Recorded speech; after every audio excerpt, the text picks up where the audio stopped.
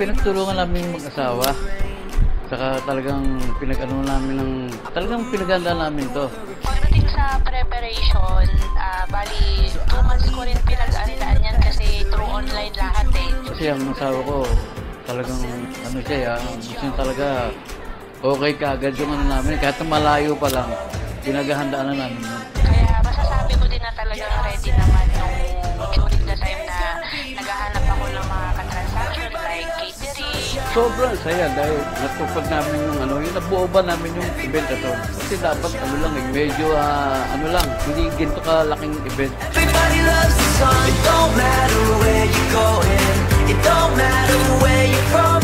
Cause everybody loves, everybody loves. Everybody loves the sunshine.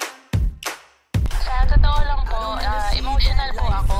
Kasi syempre po, sino ba naman pong nanay ang gustong nasa malayo, di ba? Ba yung pakiramdam ba? Hindi ko ba yung pakiramdaman ko yung napakasaya.